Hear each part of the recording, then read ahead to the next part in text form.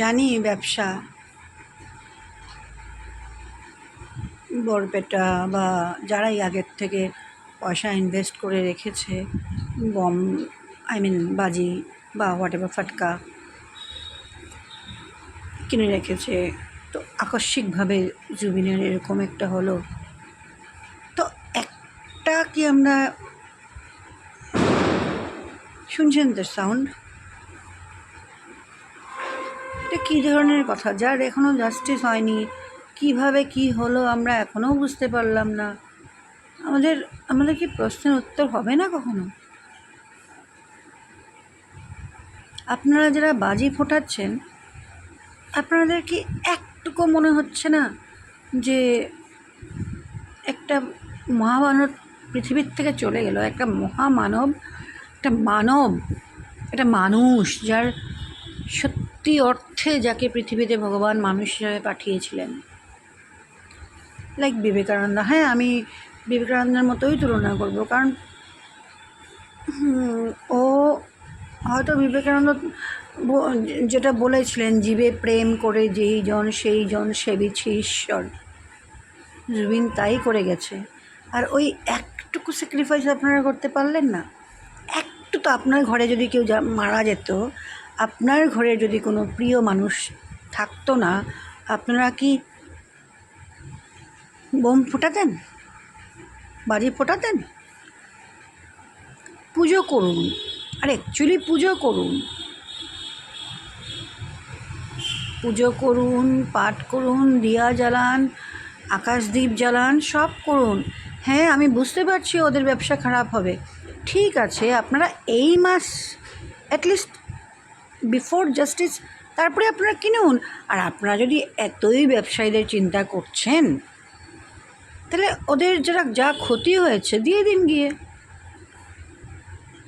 আমি তো কিনি নেই, যদি আমি কিনতে যেতাম, যেরকম আমরা প্রত্যেকবার কিনি, আমি হয়তো গিয়ে আমি 100 টাকা দিয়ে বলতাম, বাবা তোমাদের ক্ষতি হচ্ছে, এই নাও 100 টাকা।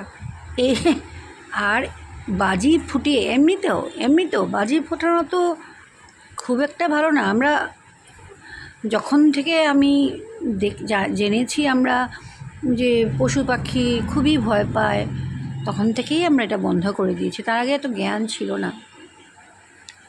তো এটা হচ্ছে গিয়ে এক নম্বর কথা। 2 নম্বর কথা হচ্ছে পলিউশন।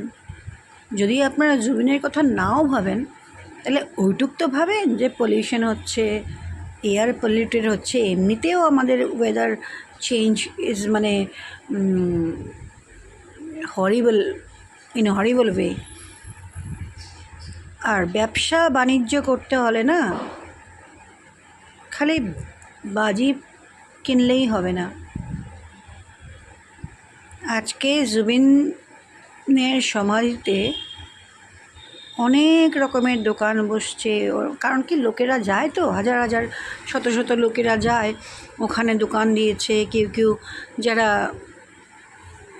ওই গাঁ থেকে এসে শহরে বিক্রি করতো ওই আলু ও ছোটো ছোটো জিনিস, খুব কষ্ট।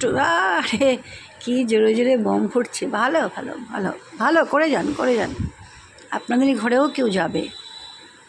আচ্ছা, তো এত সমাধিতে কেউ জল নিয়ে বসেছে, কেউ দিয়া সাকি যেটাকে বলে আর কি, সাকি দিয়া নিয়ে কেউ বসছে, কেউ ছোটোখাটো খাওয়া নিয়ে বসছে। ওদের একটা ছোট্টখাটো ঘরোয়া ইনকাম হচ্ছে। জুবিন যেতে যেতে ওটাও তো দিয়ে গেল না? কিন্তু শুনলাম পরস্পর যে ওটাকে উঠানো হবে। বাজি ফোটানোটা ব্যবসার মধ্যে পড়লো, উন্নতির মধ্যে পড়লো, ওদের ক্ষতি হয়ে যাবে, তো তাই বাজি কিনো, অমুক করো। আর ওরা যে আজকে ছোট ছোট মানুষ যারা একদমই আজ আনে আজ খায়, এদের জন্য কি চিন্তা করতে লাগে না? একটু কি ওদের জন্য জায়গা করে দেওয়া যায় না? জুবিন মারা যাওয়ার পরও তো ওদের জন্য সাহায্যই করতেছিল, কিন্তু কেউ দেবে না, ওটা কেউ দেবে না। কারণ অ্যাকচুয়ালি মানুষ আমরা না নয়, আমরা তো মানুষ না। এই যে আমি আপনাদের ভিডিও করে কথা বলছি, অমুক বলছি তমুক বলছি, বড় বড় লেকচার মারছি, আমি কি করেছি জীবনে? কিচ্ছু না। কিন্তু অ্যাটলিস্ট স্বীকারটা করতে হবে জুবিন কি করে গেছেন। যারা এই পৃথিবীর জন্য করে গেছেন তাদেরকে সবাই স্বীকার করতে হবে। মানুষ ভালো ভালো নাই হলাম, অ্যাটলিস্ট পিশাচ বা পিচাস অ্যাটলিস্ট না হলেই হলো।